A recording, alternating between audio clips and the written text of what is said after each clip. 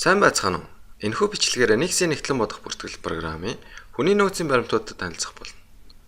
Уг бүлэгт дараах баримтууд багтана. Ажилд авах, албан тушаалын шилжилт, ажлаас салах. Ажилд авах баримтын талаар ажилтны лавлгаатай танилцж байх үед хамт танилцсан билээ. Тиймээс ажилд авах баримтыг хэрхэн үүсгэх талаар харахыг хүсвэл ажилтны лавлгаа болон ажилд авах баримт гэсэн бичлэгээс үзнэ үү. Хүний нөөцийн баримтаас танилцах эхний баримт нь албан тушаалын шилжилт гэх баримт юм. Уг баримт нь ажлагчид болон цалин дэд системийн навигац самбарын хүний нөөцийн бүртгэл хэсгийн албан тушаалын шилжилт гэсэнд байрладаг. Албан тушаалын шилжилтийн шинэ баримт үүсгэж, баримт дээр ямар мэдээлэл оруулах шаардлагатайг харцгаая. Албан тушаал нь өөрчлөгдөж буй ажилтныг сонгож өгнө. Жишээ нь Болормоо Баяр гэх ажилтныг сонгоцгоё. Албан тушаал өөрчлөгдсөн огноог зааж өгнө. Тухайн ажилтны харьяалагдах газар нэгж албан тушаал аль эсвэл ажил эрхлэлтийн төрөл өөрчлөгдсөн тохиолдолд энэ хэсгийг чагталж өгнө. Шинжлэгдсэн газар нэгжийг зааж өгнө.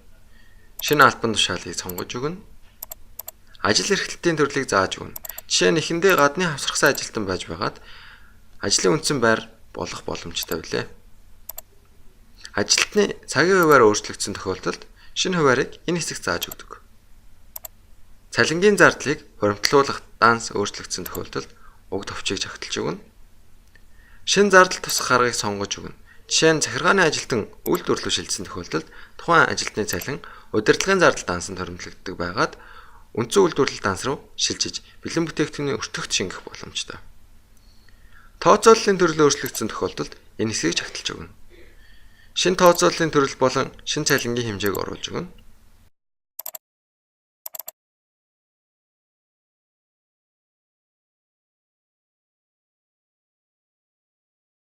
Хүний нөөцийн бүртгэлийн сүүлийн баримт нь ажлаас салах баримт юм.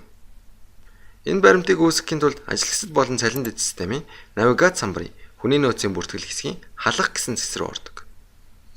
Одоо халах баримтад ямар мэдээлэл оруулах шаардлагатайг харцгаая. Энэ хэсэгт халагдаж буй ажилтныг сонгоно. Дараа нь ажлаас халагдаж буй огноог оруулна.